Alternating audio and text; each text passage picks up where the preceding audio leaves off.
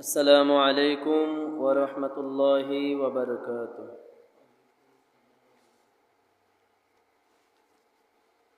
الحمد لله نحمده ونستعينه ونستغفره ونؤمن به ونتوكل عليه ونعوذ بالله من شرور أنفسنا ومن سيئات أعمالنا. من يهد الله فلا مضل له ومن يضلله فلا هادي له. ونشهد أن سيدنا نبينا حبيبنا شفيعنا مولانا محمدا عبده ورسوله صلى الله عليه وسلم. أما بعد فقد قال الله تعالى في كلامه المجيد وفرقانه الحميد. إن الله وملائكته يصلون على النبي يا أيها الذين آمنوا صلوا عليه وسلموا تسليما. اللهم صل على سيدنا مولانا وعلى آل سيدنا مولانا. সকলে জোরে জোরে প্রিয় নবীর শানে দরুদ শরীফ পাঠ করুন। আল্লাহুম্মা সাল্লি আলা সাইয়্যিদিনা মাওলানা ওয়া আলা আলি সাইয়্যিদিনা মাওলানা। এমন নবীজি ওনার উম্মত আমরা, যে নবীজির নেই তুলনা, যে নবীজির শানে দরুদ পড়েন স্বয়ং আল্লাহ সুবহানা। আল্লাহুম্মা সাল্লি আলা সাইয়্যিদিনা মাওলানা ওয়া আলা আলি সাইয়্যিদিনা।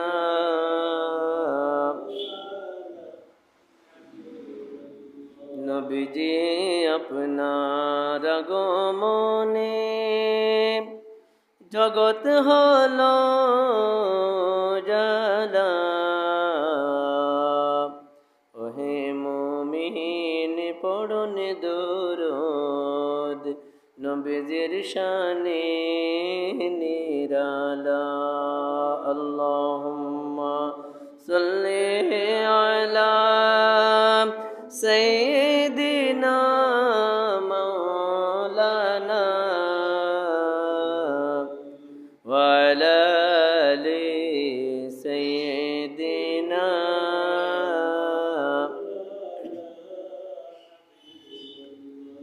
بلغ العلا بكماله كشف الدجى بجماله حسنت جميع خصاله. صلوا عليه وآله. بلغ العلا بكماله كشف الدجى بجماله حسنت جميع خصاله صلوا عليه وآله সকলে বলুন সাল্লাল্লাহু আলাইহি ওয়াসাল্লাম। আলহামদুলিল্লাহ, লক্ষ কোটি শুকরিয়া আদায় করছি যিনি আমাদের খালিক, যিনি আমাদের মালিক, যিনি আমাদের রব, মহান আল্লাহ পাক রব্বুল আলামিন, ওনার শাহী দরবারে। কারণ আল্লাহ পাক রব্বুল আলামিন আমাকে আপনাকে এলাকার অগণিত মুসলমান থেকে যাচাই করে বাছাই করে সবার আগে আগে মহান আল্লাহ পাক রব্বুল আলামিন ওনার পবিত্র ঘর, পবিত্র মসজিদে পবিত্র জুমার নামাজ আদায় করার জন্য সবার আগে আগে আসার তৌফিক দান করেছেন। সেজন্য আমরা সকলেই অন্তরের অন্তরস্থল থেকে সর্বোচ্চ আওয়াজ দিয়ে মহান আল্লাহ পাক রব্বুল আলামিন ওনার শুকরিয়া আদায় করে বলি আলহামদুলিল্লাহ। আরো জোরে সরে বলি আলহামদুলিল্লাহ। লক্ষ কোটি দরুদ ও সালামের হাদিয়া প্রেরণ করছি যিনি সর্বকালের সর্বযুগের সর্বশ্রেষ্ঠ নবী এবং রসুল, যিনি সৈয়দুল মুরসালিন, ইমামুল মুরসালিন, খাতামুন নবিয়্যিন, রাহমাতুল লিল আলামিন, শাফিউল মুজনিবিন, হাবিবুল্লাহ মুহাম্মাদুর রাসূলুল্লাহ সাল্লাল্লাহু আলাইহি ওয়াসাল্লাম ওনার প্রতি। কারণ যার উম্মত হবার কারণে আমরা পৃথিবীর বুকে সর্বপ্রকার নিয়ামত পেয়েছি, পাচ্ছি এবং অনন্তকাল ধরে পেতেই থাকবো। বলুন সুবহানাল্লাহ। যে নবীজির উম্মত হবার কারণে আমরা এত নিয়ামত লাভ করলাম, সমস্ত সৃষ্টি জগতের মধ্যে আশরাফুল মাখলুকাত হলাম, সেই নবীজির সম্মানার্থে আরও একবার সম্মানিত দরুদ শরীফ পাঠ করে বলি সাল্লাল্লাহু আলাইহি ওয়াসাল্লাম। প্রিয় হাজিরিন, আজকে পবিত্র শাবান মাসের 14 তারিখ দ্বিতীয় জুমা। পবিত্র শাবান মাসের 14 তারিখ দ্বিতীয় জুমা। এই মাসটি অত্যন্ত ফজিলতপূর্ণ, নিয়ামতপূর্ণ, রহমতপূর্ণ একটি মাস। যেহেতু এই মাসের আগে যে মাসটি আমাদের মধ্য থেকে অতিবাহিত হয়েছে সেটি হচ্ছে 4টি হারাম মাসের মধ্যে একটি মাস, পবিত্র রজব মাস। পড়ুন সুবহানাল্লাহ। এবং এই পবিত্র শাবান মাসের পরে যে মাসটি আসতেছে সেটা অত্যন্ত সম্মানিত ফজিলতপূর্ণ মাস। যে মাসটি আসলে মুসলমানের ছেলেমেয়েরা সাহারি খাওয়ার জন্য, রোজা রাখার জন্য, তারাবির নামাজ আদায় করার জন্য অত্যন্ত মহব্বত করে অপেক্ষা করে। বলুন সুবহানাল্লাহ। এই বরকতপূর্ণ 2টি মাসের মধ্যে যে মাসটি দিয়েছি, এই মাসটির ইজ্জত, সম্মান, ফজিলত কতটুকু সেটা আমরা 1000 বছর আলোচনা করলেও শেষ করতে পারবো না। এক কথায় এই মাসটির ইজ্জত, সম্মান, ফজিলত আমরা সামনে আলোচনা করলে বুঝতে পারবো। আমি এলাকার সবাইকে অনুরোধ করব, এই মাসের সম্মানার্থে আপনারা অবহেলা করবেন না, তাড়াতাড়ি মসজিদে চলে আসুন। আল্লাহ পাক রব্বুল আলামিন আমাদের সবাইকে মসজিদে চলে আসার তৌফিক দান করুন। সকলে বলুন আমিন। আজকের পবিত্র শাবান মাসের 14 তারিখ দ্বিতীয় জুমার খুতবার মধ্যে পবিত্র সূরাতুর রহমানের 29 এবং 30 নম্বর আয়াত শরীফ কানে এসেছে। খুব মনোযোগ দিয়ে আলোচনাগুলো শুনবেন, তাহলে আমরা বুঝতে পারবো এই আয়াতসমূহের মধ্যে আল্লাহ পাক রব্বুল আলামিন আমাদের জন্য কি ইবরত নসিহত রেখেছেন। আল্লাহ পাক রব্বুল আলামিন সূরাতুর রহমানের 29 এবং 30 নম্বর আয়াত শরীফের মধ্যে বান্দা বান্দিকে উদ্দেশ্য করে ইরশাদ মুবারক করেন, আউযু বিল্লাহি মিনাশ শাইতানির রাজীম, বিসমিল্লাহির রহমানির রহিম। ইয়াসআলুহু মান ফিস সামাওয়াতি ওয়াল আরদ কুল্লা ইয়াউমিন হুয়া ফি শান ফাবিআইয়ি আলাই রাব্বিকুমা তুকাযযিবান। আল্লাহ পাক রব্বুল আলামিন বলেন, ইয়াসআলুহু মান ফিস সামাওয়াতি ওয়াল আরদ, আসমান এবং জমিনের মধ্যে যা কিছু রয়েছে, অর্থাৎ নভমণ্ডল এবং ভূমণ্ডলের মধ্যে যত কিছু রয়েছে সমস্ত কিছু আল্লাহ পাক রব্বুল আলামিন ওনার নিকট প্রার্থনা করেন, ওনার নিকট যাচনা করেন, ওনার কাছে চাই। বলুন সুবহানাল্লাহ। আসমান এবং জমিনের মধ্যে যা কিছু রয়েছে সমস্ত কিছু আল্লাহ পাক রব্বুল আলামিন ওনার নিকট প্রার্থনা করে। কুল্লা ইয়াউমিন হুয়া ফি শান, তিনি এমন আল্লাহ পাক যিনি প্রতিদিন নতুন নতুন এক এক সময় এক একটি শান মুবারকের মধ্যে অবস্থান করেন। বলুন সুবহানাল্লাহ। ফাবিআইয়ি আলাই রাব্বিকুমা তুকাযযিবান। আল্লাহ পাক রব্বুল আলামিন বলেন, ও আমার বান্দারা, সুতরাং তোমরা আমার কোন কোন নিয়ামতকে অস্বীকার করবে? আমি এক এক দিন এক এক শানের মধ্যে অবস্থান করি, এক একটা শান প্রকাশ করে থাকি। নভমণ্ডল এবং ভূমণ্ডলের মধ্যে যত কিছু রয়েছে সমস্ত কিছু আমি আল্লাহ পাক রব্বুল আলামিন ওনার নিকট চাই। বলুন সুবহানাল্লাহ। এই আয়াত শরীফের মধ্যে আল্লাহ পাক যেটি বিস্তারিতভাবে আমাদেরকে বোঝাতে চেয়েছেন, এই আসমান এবং জমিন, আসমান এবং জমিনের মধ্যে যত সৃষ্টি রয়েছে সমস্ত কিছু একমাত্র প্রার্থনা করে কার কাছে? আল্লাহর কাছে। আল্লাহর কাছে চায়। যত কিছুর প্রয়োজন আছে না কেন সমস্ত কিছু একমাত্র আল্লাহর কাছে চায়। বলুন সুবহানাল্লাহ। কুল্লা ইয়াউমিন হুয়া ফি শান, এবং তিনি এমন আল্লাহ পাক যিনি এক এক সময় এক একটা শান মুবারকের মধ্যে থাকেন। এরপর আল্লাহ পাক বলেন, ফাবিআইয়ি আলাই রাব্বিকুমা তুকাযযিবান। সুতরাং ও আমার বান্দারা, তুমি আমি আল্লাহর দেয়া তোমাদের প্রতিপালকের কোন কোন নিয়ামতের অস্বীকার করবে? যত নিয়ামত আমি তোমাদেরকে দিয়েছি একটা নিয়ামতেরও তুমি অশুকরিয়া নাশুকরিয়া আদায় করতে পারবে না। বলুন সুবহানাল্লাহ। আল্লাহ পাক আমাদেরকে কত নিয়ামত দিয়েছেন। আল্লাহ পাক বলতেছেন, আমি এক এক সময় এক একটা শান মুবারকের মধ্যে থাকি। যেমন এই যে পবিত্র শাবান মাস, আজকে মাগরিবের পর আমাদের মধ্যে প্রবেশ করবে এমন একটি দিন, এমন একটি রাত, যে রাতটি বছরের মধ্যে 5 রাতের মধ্যে একটি বিশেষ রাত। বলুন সুবহানাল্লাহ। অর্থাৎ আল্লাহ পাক রব্বুল আলামিন উনি এমন শানের অধিকারী, এক এক সময় এক একটি শান নিয়ে উনি বান্দার মধ্যে উপস্থিত হন, হাজির হন। বলুন সুবহানাল্লাহ। প্রিয় হাজিরিন, এই শাবান মাস, বিশেষ করে আজকে দিনের পরে যে মাগরিবের চাঁদ যখন উদিত হবে, এরপরে যে রাতটি আসতেছে, এই রাতটি কত বড় মর্যাদাপূর্ণ মাস আমরা একটু সামনে আলোচনা করলে বুঝতে পারবো। আমি সবাইকে অনুরোধ করব, অন্তত একটু 45 থেকে 50 মিনিট একটু মনোযোগ দিয়ে আলোচনাগুলো শুনবেন, যেহেতু এখানে ধারাবাহিক আলোচনা করা হবে। আমরা যদি না জানি না শুনি আমরা তো আমল করতে পারবো না। পারবো? আর এখনো পর্যন্ত যারা আসেন না, আমি সবাইকে অনুরোধ করবো আপনারা তাড়াতাড়ি এই শাবান মাসের সম্মানার্থে, এই লাইলাতুন নিসফি মিন শাবানের সম্মানার্থে, শবে বরাতের সম্মানার্থে আপনারা তাড়াতাড়ি চলে আসুন। আল্লাহ পাক রব্বুল আলামিন সবাইকে আসার তৌফিক দান করুন। সকলে বলুন আমিন। প্রিয় হাজিরিন, এই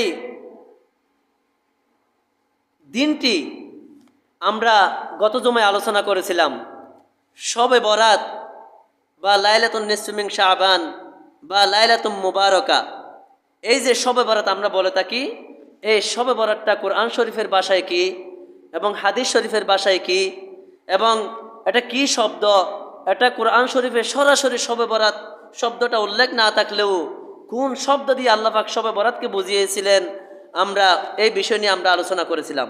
আমরা আজকে আলোচনা করব এই দিনের, এই রাতের ইজ্জত সম্মান কতটুকু, এই মাসটি কেন সম্মানিত হলো, এই দিনটি রাতটি কেন উদযাপন করতে হবে, আমরা সেই বিষয়ে আলোচনা করব।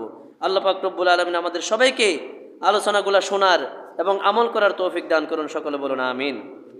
প্রিয় হাজিরিন, এই বিষয়টি জানতে হলে আমাদেরকে পবিত্র কোরআনুল কারিমের সূরাতুদ দুখানের 1 থেকে 5 নম্বর আয়াত শরীফ খানা একটু রিসার্চ করতে হবে, গবেষণা করতে হবে। আল্লাহ পাক রব্বুল আলামিন কি বলেছেন, কি বোঝাতে চেয়েছেন।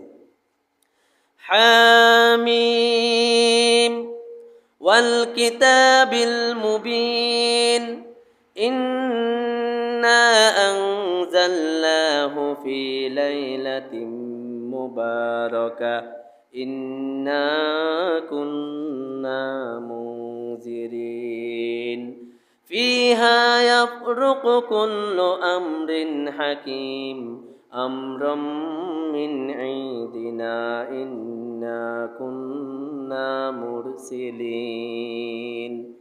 আল্লাহ পাক রব্বুল আলামিন বলেন হামিম। এই শব্দের অর্থ হচ্ছে, এটা আল্লাহ পাক রব্বুল আলামিন গোপন রেখেছেন হরফে মুকাত্তাআত। এগুলার অর্থ আল্লাহ পাক ভালো জানেন, প্রকাশ করেন নাই।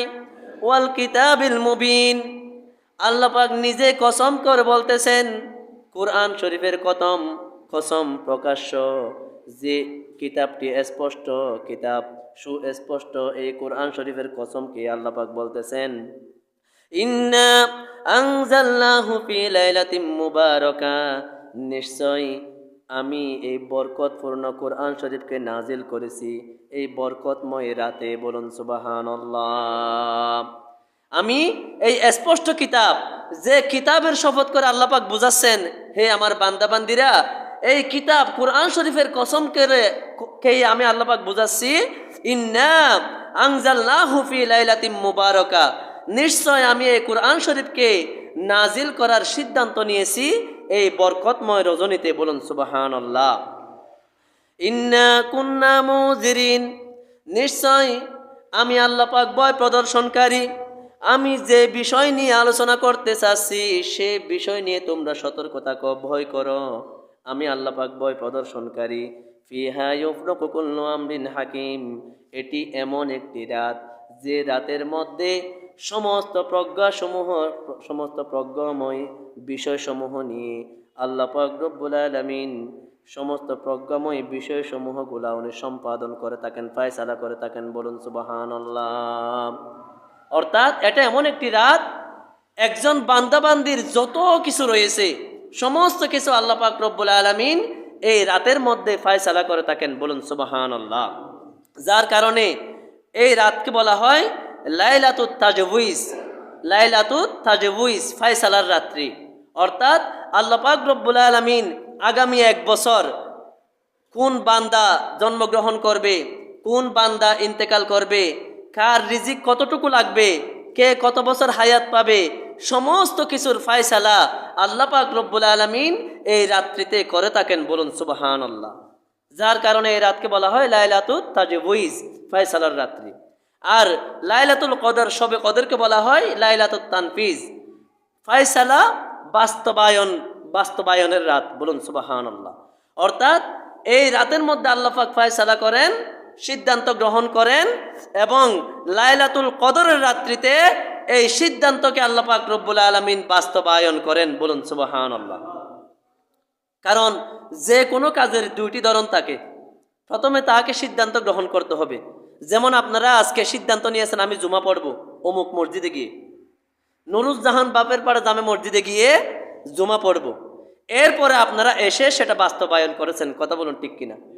ঠিক তদ্রূপ লাইলাতুল বরাত, শবে বরাতকে বলা হয় লাইলাতুত তাজউইজ, সিদ্ধান্ত গ্রহণ করার রাত্রি, ফায়সালার রাত্রি। এবং লাইলাতুল কদরকে বলা হয় লাইলাতুত তানফিজ, অর্থাৎ সিদ্ধান্ত বাস্তবায়নের রাত্রি। ফায়সালা, যে ফায়সালাটা আল্লাহ পাক নিয়েছেন সেটা পূর্ণাঙ্গভাবে বাস্তবায়ন করবেন লাইলাতুল কদরের রাতে। বলুন সুবহানাল্লাহ। এই বিষয়গুলো আমাদেরকে বুঝতে হবে। এজন্য আল্লাহ পাক বলেছেন ইন্না ফিহা ইউফরাকু কুল্লু আমরিন হাকিম, এটি এমন একটি রাত যে রাতের মধ্যে আমি সমস্ত প্রজ্ঞাময় বিষয়গুলার ফায়সালা করে থাকি। বলুন সুবহানাল্লাহ।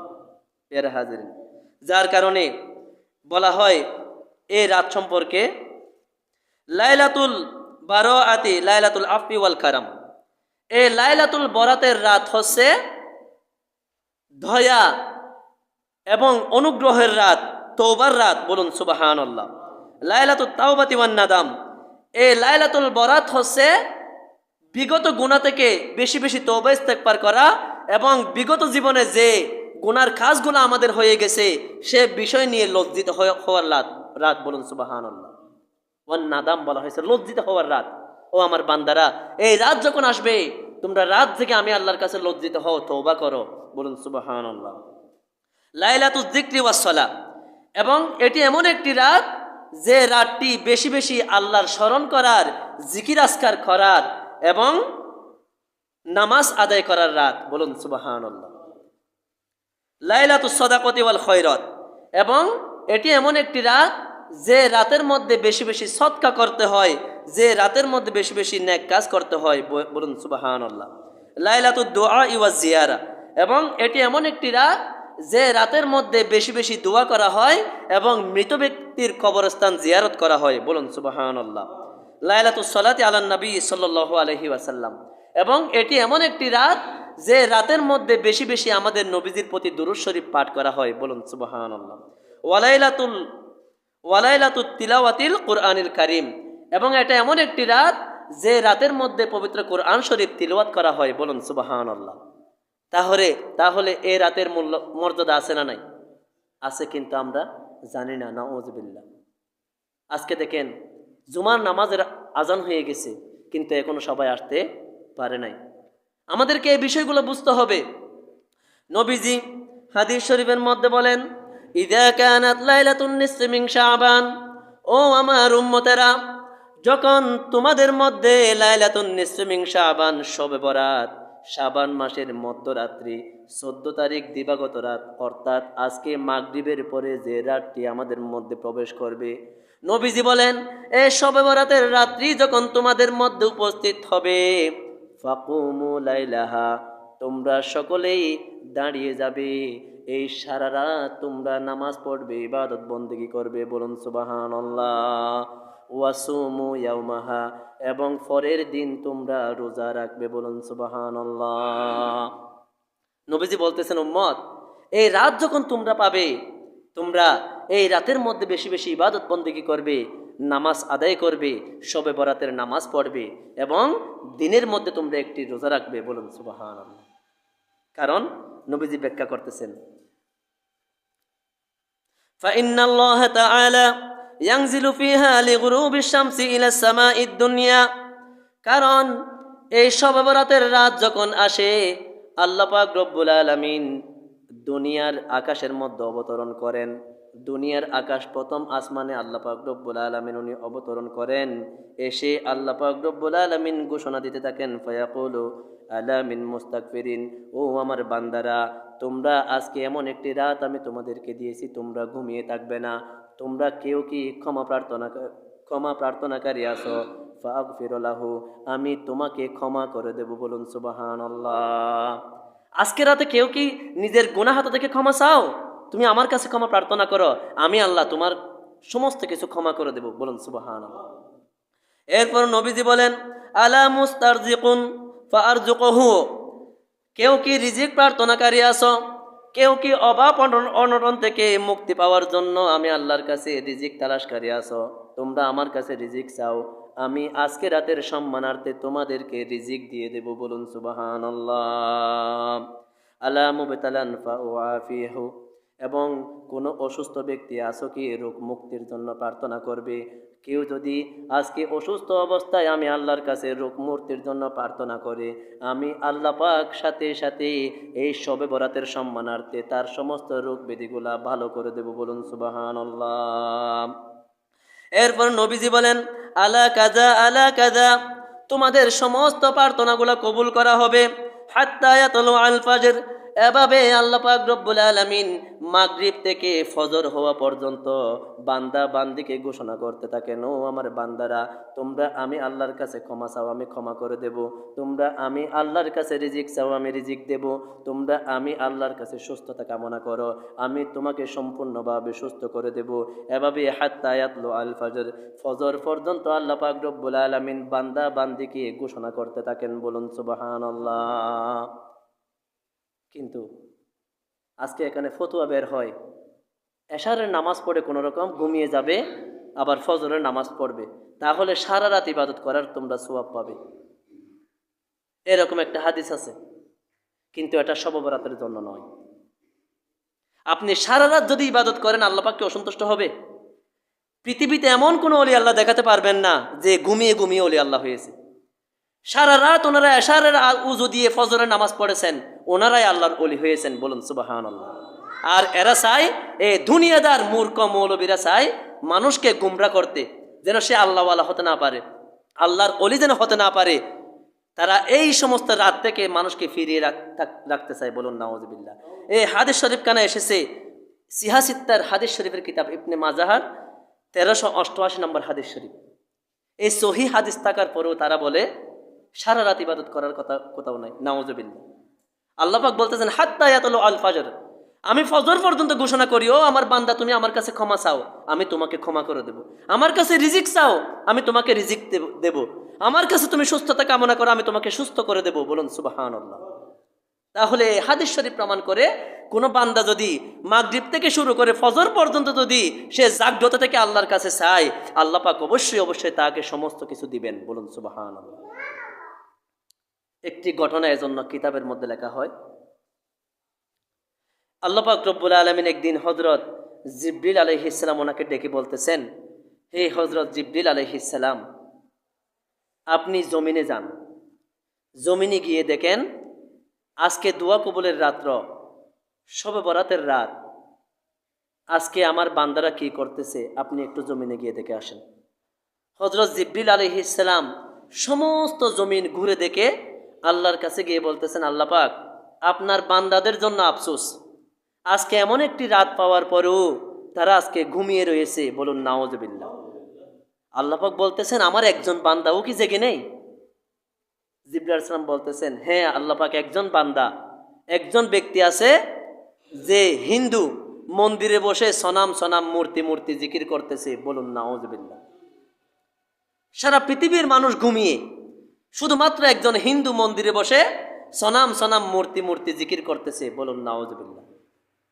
আল্লাহ পাক বলতেছেন আপনি অপেক্ষা করুন। আবার 1 বছর পরে এই দোয়া কবুলের রাত্রিতে আল্লাহ পাক বলতেছেন, হে হযরত জিবরিল আলাইহিস সালাম, আপনি আজকেও জমিনে যান। জিবরিল আলাইহিস সালাম এসে দেখতেছেন সমস্ত মানুষ ঘুমিয়ে আছে, একজন ব্যক্তি মসজিদে বসে আল্লাহুস সামাদ আল্লাহুস সামাদ, আল্লাহ পাক বেনিয়াস আল্লাহর জিকির করতেছেন। বলুন সুবহানাল্লাহ। আল্লাহ পাক বলতেছেন, হে হযরত জিবরিল আলাইহিস সালাম, আপনি কি আমার এই বান্দাকে চিনেছেন যে আমি আল্লাহর জিকির করতেছে? জিবরিল আলাইহিস সালাম উনি তো জানেন, জানার পরেও উনি আমাদেরকে শিক্ষা দেওয়ার জন্য, আমাদের নসিহত হাসিল করার জন্য উনি বলতেছেন, আল্লাহ পাক অনুগ্রহ করে আপনি জানিয়ে দিলে একটু ভালো হবে। বলুন সুবহানাল্লাহ। আল্লাহ পাক রব্বুল আলামিন জানিয়ে দিলেন, ও হযরত জিবরিল আলাইহিস সালাম, মসজিদে যে বান্দাটা সমাদ আল্লাহ পাক বেনিয়াজ জিকির করতেছে, আমি আল্লাহর সাক্ষী প্রদান করতেছে, এই বান্দাটি হচ্ছে ওই বান্দা যে 1 বছর আগে মন্দিরের ভিতরে বসে সনাম মূর্তি জিকির করেছিল। বলুন সুবহানাল্লাহ। হযরত জিবরিল আলাইহিস সালাম বললেন, আল্লাহ পাক আপনি বলেন কি?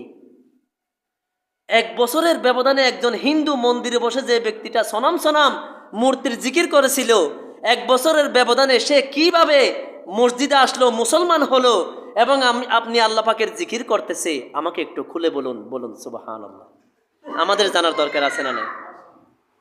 আল্লাহ পাক রব্বুল আলামিন জানিয়ে দিলেন, ও হযরত জিবরিল আলাইহিস সালাম, ওই হিন্দুটা যখন মন্দিরে বসে সনাম করতেছিল, একদিন তার ঘুমের বাবের মধ্যে, তন্দ্রার মধ্যে হঠাৎ করে মুখ পিছলিয়ে সনাম শব্দের জায়গায় সমাদ চলে আসছিল। সনাম অর্থ হচ্ছে মূর্তি, সমাদ অর্থ আল্লাহ পাক বেনিয়াস। একদিন সনাম করতে করতে সমাদ শব্দ চলে আসলো।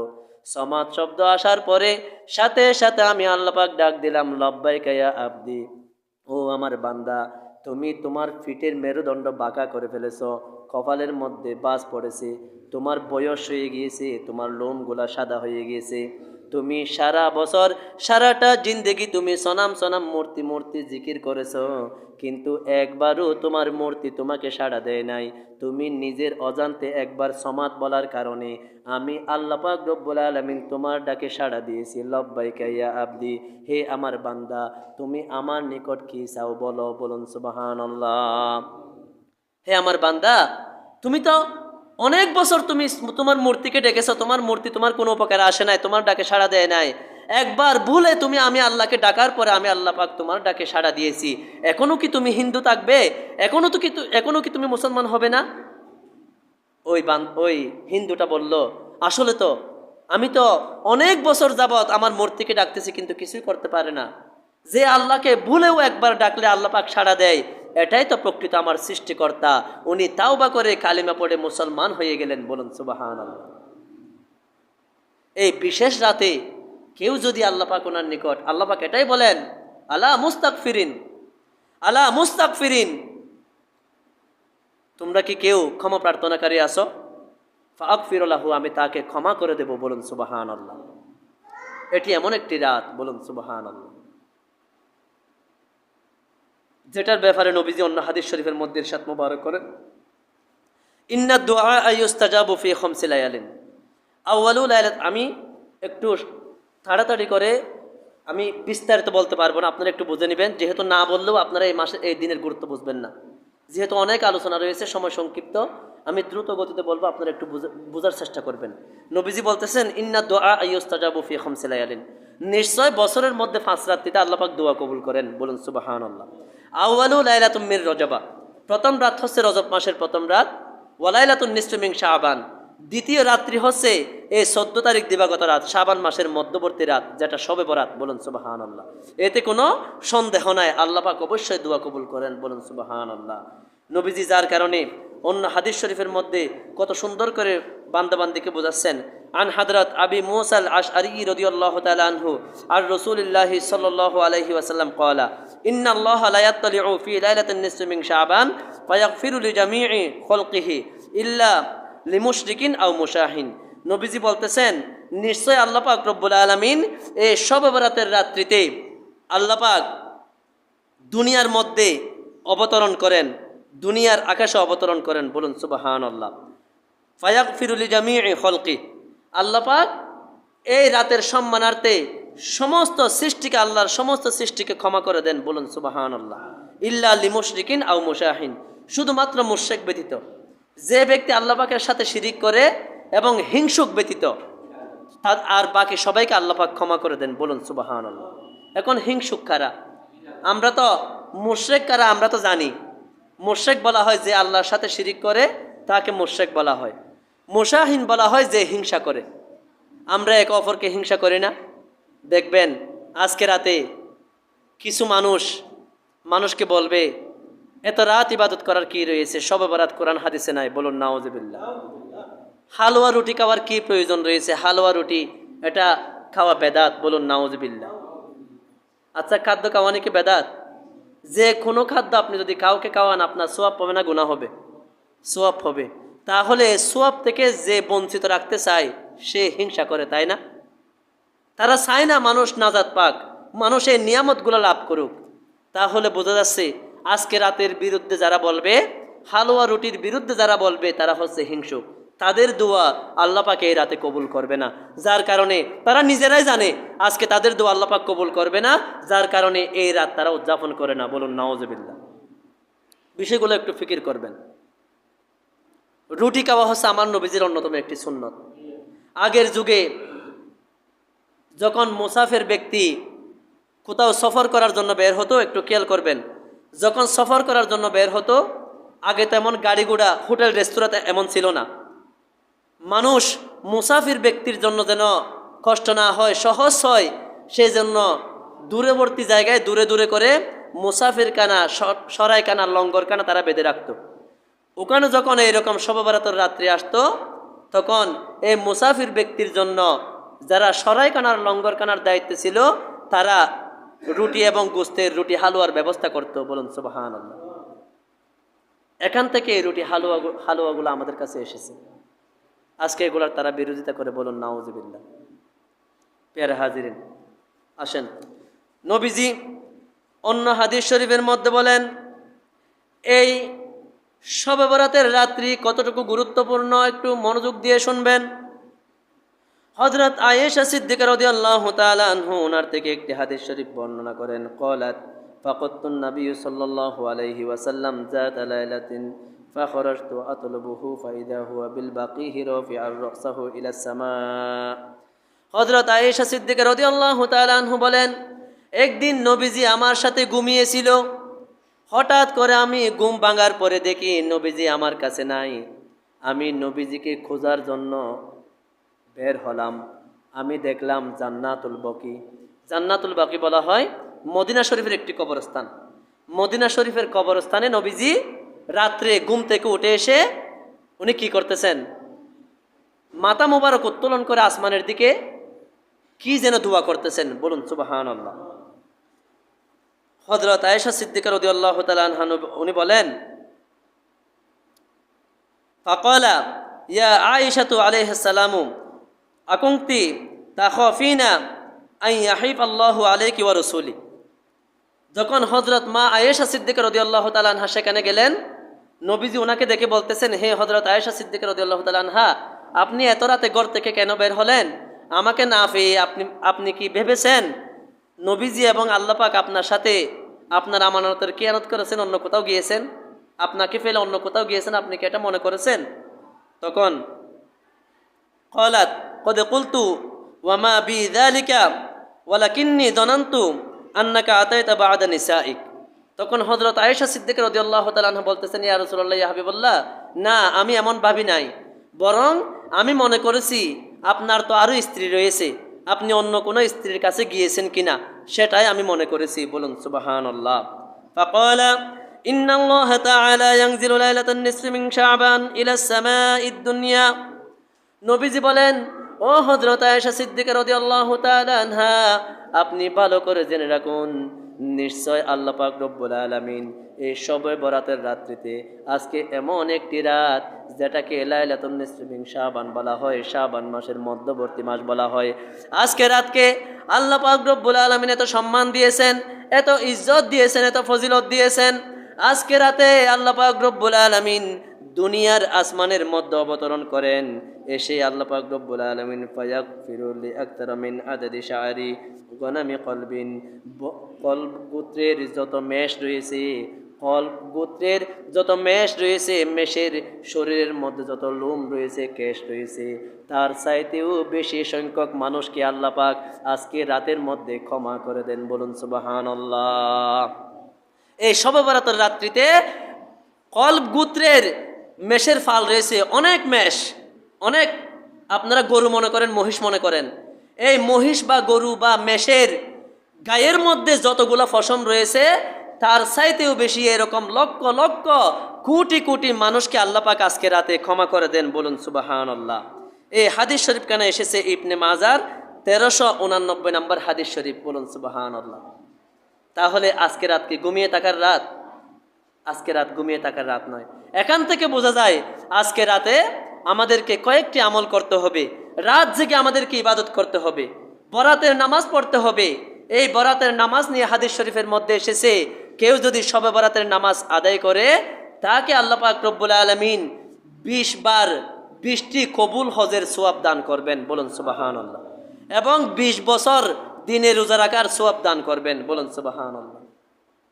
তাহলে এই রাতের মধ্যে নামাজ পড়ার দরকার আছে না নাই? আছে। এই রাত জেগে আপনারা নামাজ পড়বেন। আর নবীজি যেমন জান্নাতুল বাকিতে এসে রোজা কবর জিয়ারত করতেছেন, এই রকম আপনারাও নিকটস্থ কবরস্থানে গিয়ে মৃত ব্যক্তির কবর জিয়ারত করবেন এবং দান খয়রাত করবেন, বেশি বেশি তওবা ইস্তেগফার করবেন, ঘুমিয়ে থাকবেন না। আপনি ঘুমানোর অনেক রাত পাবেন, কিন্তু আজকের রাতটা আর কালকে আসবে না, আসবে না। কাজে এটা নিয়ামত মনে করে এই রাতকে আপনারা উদযাপন করবেন। বিশেষ করে এই রাতের মধ্যে আপনারা ইশারের নামাজ পড়ে, যিনি ইমাম সাহেব থাকবেন, যিনি আসবেন আর কি, আপনারা ইশারের নামাজটা জামাতে পড়ে মিলাদ শরীফ পাঠ করে সংক্ষিপ্ত মোনাজাত করে এবং উপস্থিত সবাইকে এই রাতের গুরুত্বটা বুঝিয়ে দিয়ে দীর্ঘ সময় ওয়াজ নসিহত না করে আপনারা বরাতের নামাজ পড়ে নেবেন। পিয়ারে হাজিরিন, এখানে একটি মাসালা বলতে হবে। বরাতের নামাজ, লাইলাতুল কদরের নামাজ, শবে বরাতের নামাজ আমরা পড়ে থাকি। অনেকে দেখা যায় একাকী পড়ে, অনেকে জামাতে পড়ে। যেমন গত 2 বছর আগেও আমি যখন প্রথম এখানে এসেছি, হঠাৎ করে আসার পর দেখতেছি আপনারা আমাকে বাধ্য করেছেন জামাতে পড়ার জন্য। একটু কথাগুলো মনোযোগ দিয়ে শুনবেন, এই মাসালাটা আমাদেরকে বুঝতে হবে। আমি হঠাৎ করে এসে আপনাদেরকে কিছু বলতে পারি নাই, একটা ফিতনা সৃষ্টি হবে, যার কারণে আমি কিছু বলি নাই। আমিও আপনাদেরকে নিয়ে জামাতে এই বরাতের নামাজ আদায় করে নিয়েছি। কিন্তু ইসলামী শরীয়তে কোনো নফল নামাজ জামাতে আদায় করা জায়েজ নেই। একটু খেয়াল করবেন, এই নফল নামাজ একটু খেয়াল করবেন, ফরজ নামাজ আমরা জামাতে আদায় করি। যদি নফল নামাজ জামাতে আদায় করা যেত তাহলে বিতির নামাজ আমরা প্রতিদিন জামাতে আদায় করতে পারতাম, এটা ওয়াজিব, ঠিক কিনা? সুন্নতে মুআক্কাদা নামাজ আমরা জামাতে আদায় করতে পারতাম। অনেকেই এখানে অজুহাত দেয় যে অনেকেই তো জানবে না, না জানার কারণে ইমাম সাহেবের পিছনে পড়লে ফজিলত বেশি হবে, সবাই সহি শুদ্ধ হবে। তাহলে না জানলে তাহলে তাকে নিয়ে বিতির নামাজকে কেন জামাতে পড়েন না? সুন্নতে মুআক্কাদা নামাজ যেটা না পড়লে সহি না হলে গুনাহ হবে, ওই নামাজটা কেন জামাতে পড়েন না? পেয়ারা হাজিরেন, এখানে নফল নামাজ আপনার একটু ভুল হলে আল্লাহ পাক আপনাকে হয়তো ক্ষমা করতে পারেন, আপনার তেমন গুনাহ হবে না। কিন্তু এই যে ওয়াজিব সুন্নতগুলো আপনারা একা একই পড়েন, কিন্তু আমরা না জানার কারণে এই নফল নামাজগুলো আমরা জামাতে পড়ে থাকি। এই নফল নামাজ আসলে জামাতে পড়া জায়েজ নেই, এটা সম্পূর্ণ নিষেধ, মাকরু তাহরিমি। কিতাবের মধ্যে বলা হয়েছে মাকরু তাহরিমি। কাজে যার যার ইবাদত, এশার নামাজ জামাত পড়ার পরে আপনারা মিলাদ শরীফ পড়ে ইমাম সাহেব থেকে কিছুক্ষণ নসিহত শুনে আপনারা সবাই মিলে একসাথে মসজিদে, একই মসজিদে যার যার নামাজ আলাদা আলাদা পাঠ করবেন। এখানে কোনো বিষয় নাই আল্লাহ পাক আমি কিবলামুখী হয়ে আমি এক নিয়ত 2 রাকাত শবে বরাতের নামাজের নিয়ত করতেছি। আরবিতে জানলে ভালো, নাওয়াইতু আন উসাল্লি আলিল্লাহি তাআলা রাকাতাই সালাতিল লাইলাতুল বারা সুন্নাত রাসূলিল্লাহি তাআলা মুতাওয়াজ্জিহান ইলা জিহাদিল কাবাতিশ শরীফাত, আল্লাহু আকবার। আরবিতে না জানলে বাংলা নিয়ত করবেন। সূরা ফাতিহার সাথে যে কোনো একটা সূরা পড়ে যদি আপনি নামাজ পড়েন আপনার নামাজ হয়ে যাবে, বলুন সুবহানাল্লাহ। কাজে বিষয়টা একটু ফিকির করবেন। আমাদেরকে আসলে শরীয়তের হুকুম আহকাম মোতাবেক ইবাদত বন্দেগীগুলো করতে হবে। যেমন একটি রাকাতে 2টি সিজদা, আপনি যদি আবেগের কারণে যদি 3টা সিজদা দেন আপনার নামাজ হবে না। কারণ এক রাকাতে আমার নবীজি 2টা সিজদা দিয়েছেন, এই জন্য এক রাকাতে আমি একটা সিজদা বেশি আল্লাহকে দিচ্ছি, আল্লাহকে একটা সিজদা বেশি দেওয়ার পরও আমার নামাজটা হবে না, উল্টো আমি গুনাহগার হব। কথা বলুন ঠিক কিনা? কারণ এটা ইসলামের বিধান নয়। কাজে আমরা অতি আবেগের কারণে বেশি সওয়াব হবে মনে করে, সহি শুদ্ধ হবে মনে করে আমরা যদি এটা জামাতে আদায় করি, এটা শরীয়তের খিলাফ, শরীয়তের অন্তর্ভুক্ত নয়, আমাদের সওয়াবের পরিবর্তে উল্টো গুনাহ হবে, বলুন নাউজুবিল্লাহ। বিষয়টা একটু ফিকির করবেন আপনারা। শুধু এতটুকুই ঢুকালে হবে মাথায়, নফল নামাজ যদি না হওয়ার কারণে যদি আমরা জামাতে পড়তে পারি তাহলে প্রতিদিন আমরা বিতির নামাজটা জামাতে পড়তে পারতাম। কথা বলুন ঠিক কিনা? নবীজি বিতির নামাজ প্রতিদিন জামাতে পড়েছে, শুধুমাত্র রমজান মাস ছাড়া অন্য কোনো দিনে নবীজি বিতির নামাজ জামাতে পড়ে নাই। এটা একাকি পড়তে হবে আপনাকে। এবং জুহুরের নামাজের পরে, মাগরিবের নামাজের পরে, ইশার নামাজের পরে যে সুন্নতে মুআক্কাদা আছে এটা না পড়লে আপনি গুনাহগার হবেন। এই নামাজটা কেউ কখনো জামাতে পড়েছেন? পড়ি নাই। কেন পড়ি নাই? এটা নবীজি পড়েন না, নবীজি এটা করতে বলেন নাই। কাজে এই বিষয়টা যদি আমরা বুঝি আমাদের সহজে বুঝে আসবে। কাজে আল্লাহ পাক রব্বুল আলামিন আমাদের সবাইকে এই শবে বরাতের গুরুত্ব বোঝার তৌফিক দান করুন, এবং বিশেষ করে আমাদের সবাইকে গোসল করে নতুন কাপড় পরিধান করে, থাকলে না হলে পরিষ্কার কাপড় পরে আতর গোলাপ মেখে মসজিদে আমরা চলে আসব। বাসার মধ্যে আমরা যে যতটুকু পারি বিশেষ খাবারের ব্যবস্থা করব, বিশেষ করে হালুয়া রুটি খাওয়া সুন্নত, এটার আমরা ব্যবস্থা করব। প্রতিবেশীকে আমরা খাওয়াবো। খাদ্য খাওয়ানোর মতো সোয়াব আল্লাহ পাক রব্বুল আলামিন অনেক নিয়ামত দান করেছেন খাদ্য খাওয়ানোর মধ্যে। আরেকজনের রিজিকের ফয়সালা আপনি করবেন, আরেকজনকে আপনি খাওয়াবেন, এটা অনেক বড় একটা ফজিলতের কারণ। আমরা যারা খেতে পারতেছে না তাদেরকে ডেকে ডেকে আমরা খাওয়াবো, আর এতিম লোকদেরকে আমরা তাদের মাথায় হাত বোলাবো, দান খয়রাত করব, কবর জিয়ারত করব। আর অহেতুক আমরা গল্প গুজবের মধ্যে সময় কাটাবো না, সারা রাত কবরস্থানেও কাটিয়ে দেব না, সারা রাত মসজিদেও আলোচনা করে কাটিয়ে দেব না। আমরা কি করব? যে যতটুকু পারি আমরা আল্লাহকে পাওয়ার কোশিশ করব, আর আমরা আল্লাহর কাছে বলবো, আল্লাহ পাক আমরা তো গুনাহগার, এই রাতের উসিলে আপনি আমাদেরকে ক্ষমা করে দেন। আল্লাহর কাছে আমাদের মনের সমস্ত আরজিগুলা আমরা সুখের পানি ছেড়ে দিয়ে আল্লাহর কাছে চাইবো। আল্লাহ পাক রব্বুল আলামিন, এটা হচ্ছে লাইলাতুল তাজউইজ, ফয়সালার রাত্রি। আপনি আল্লাহর নিকট আজকে যা চাইবেন আল্লাহ পাক রব্বুল আলামিন আপনাকে সাথে সাথে, নবীজি বলেছেন ইন্নাদ দুআ ইউস্তাজাবু ফি খামসি লায়ালিন, নিশ্চয় আপনার দোয়া আল্লাহ পাকে 5 রাত্রির মধ্যে অবশ্যই কবুল করবেন। আপনি আল্লাহর কাছে চাইবেন, আপনার মনের সমস্ত নেক বাসনাগুলো আল্লাহ পাক আজকে ফয়সালা করে ফেলবেন। আগামী 1 বছর আপনার কি লাগবে কি না লাগবে সমস্ত বিষয়গুলো আল্লাহ পাক ফয়সালা করবেন। এবং লাইলাতুল তানফিজ ফয়সালা বাস্তবায়নের রাত, লাইলাতুল কদরের রাতে আল্লাহ পাক রব্বুল আলামিন আপনার জন্য এই নিয়ামতগুলা বাজেট করে দিবেন। বলুন সুবহানাল্লাহ। কাজে আমরা তো অনেকে সচ্ছলতা চাই, কিন্তু সচ্ছলতা কোথায় পাবো সেটা আমরা জানি না। আমরা বলি আমাদের অভাব যায় না, কেন যাবে? তুমি শবে বরাতের রাতে এসে ঘুমিয়ে না থেকে তুমি আল্লাহর কাছে চাও, আল্লাহ পাক আমার অভাব দূর করে দেন। আল্লাহ পাক সারা বছরের অভাব আল্লাহ পাক আপনার দূর করে দিবেন। বলুন সুবহানাল্লাহ। আল্লাহ পাক আমাদেরকে নিয়ামত দিয়েছেন, কিন্তু এই নিয়ামতের কদর আমরা না দেওয়ার কারণে আজকে আমরা এই নিয়ামতগুলো থেকে বঞ্চিত। আল্লাহ পাক যে বললেন হাত্তা ইয়াতালু আল ফাজর, আল্লাহ পাক ফজর পর্যন্ত বান্দাকে ঘোষণা দেন, ডাকেন, ও আমার বান্দা তুমি কেন ঘুমিয়ে আসো? আজকে তো ঘুমিয়ে থাকার রাত নয়, তুমি কেন ঘুমিয়ে আসো? তুমি আমার কাছে আসো, এসে তুমি কি করো? আলামিন মুস্তাগফিরিন, তোমরা কোনো ক্ষমা প্রার্থনাকারী আসো, আমি আল্লাহর কাছে ক্ষমা চাও। তোমার গুনার জন্য তুমি লজ্জিত হও।